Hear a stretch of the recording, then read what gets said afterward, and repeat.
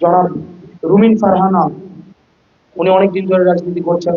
আমরা এসেছি, উনি ওনার লোক পাঠিয়েছেন যে আমরা ঠিকভাবে আমাদের এখানে কোনো সমস্যা হচ্ছে কিনা, আমাদের জন্য উনি হচ্ছে উপহার পাঠিয়েছেন। এটা কিন্তু একটা পজিটিভ বার্তা, এটা আমাদেরকে অবশ্যই ওয়েলকাম জানানো উচিত। এটা আমাদের ওয়েলকাম জানানো উচিত না? কেউ যদি আমাদেরকে ইতিবাচক কোনো ধরনের বার্তা দেয়, এটাকে অবশ্যই আমরা সাদরে এটাকে আমরা গ্রহণ করবো। এটা গ্রহণ করা উচিত কিনা? এটা গ্রহণ করা উচিত কিনা?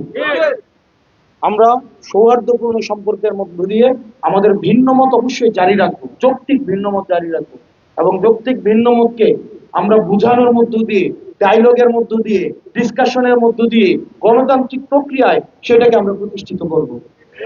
সেটার জন্য আমরা আওয়ামী পন্থায় কখনো যেন আমরা না যাই। আমরা অনুরোধ করবো আপনাদেরকে, আমরা আওয়ামী তরিকার কোন রাজনীতি আর আমরা করতে চাই না, দরকার নাই। আপনি অনেকেই আছে তার ছেলেকে রাজনীতি করতে দিতে চায় না, হয়তো নিজে চেয়ারম্যান অথবা নিজে এমপি, কিন্তু সে তার ছেলেকে রাজনীতি দিতে চায় না। ভালো যদি হইতো তাহলে অবশ্যই দিত।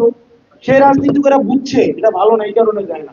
কিন্তু আমরা রাজনীতি এমন ভাবে করতে চাই যে রাজনীতিতে আমি যেন ওই রাজনীতির পরিবেশটা যেন এমন হয় যেন আমার সন্তানকে আমি আগ্রহ নই যে সে রাজনীতিতে আসুক। এটা দায়িত্বটা তো আমাদেরই নাকি? এটা দায়িত্ব সেই তরুণ প্রজন্ম যারা আছেন আপনাদের। আমরা এই ধরনের একটা পরিবেশ আমরা গড়ে তুলি। এখন এটা বলা হয় যে আমরা নির্বাচন বিরোধী, যেমন বিএনপি নির্বাচনের জন্য কথা বলছে, আমরা নির্বাচন সহ আরো দুইটা বিষয়ের জন্য কথা বলছি। আমরা বলছি আমার নির্বাচনও লাগবে, আমার সংস্কারও লাগবে, আমার বিচারও লাগবে। সংস্কারটা কি? এই বেসিক বিষয়। সংস্কার অনেক কঠিন বিষয়, আমি যাবো না, নতুন সংবিধান এইসব কিছুতে আমি যাবো না।